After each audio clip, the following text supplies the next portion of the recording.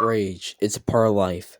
Back when you stub your toe, you rage. Back when you scrape your knee, you rage. When you're playing a game these days, you rage a lot. Now there's types of people who rage, which we'll get into in a later video, but on this list, we'll start from level 1 to level 6, with 6 being the worst rage to experience. Starting at level 1 in the game, you are chill to a point you're playing in a single player world in Minecraft in creative mode. It's very unlikely you'll experience rage. In fact, the only rage you will have is messing up on a build or something, which is inside rage.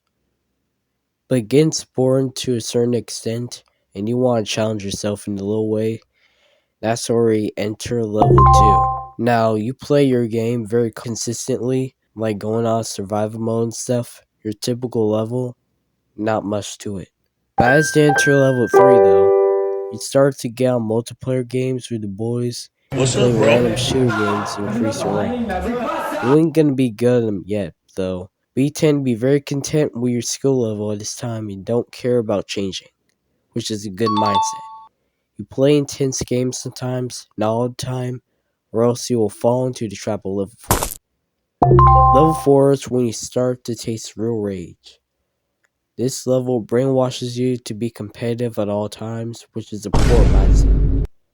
When they lose or die in a game, they rage more because it's a huge learning curve and I guess they get determined to do better.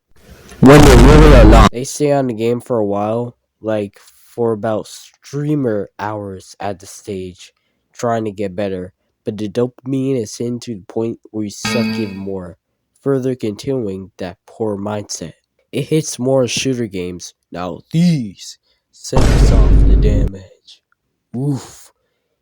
Cause at level 5, you have an extreme competitive nature at a game, and warning, this will cause a lot of rage, including those bad days where you play like crap. Now there are a few shooter games at my time that I was addicted to.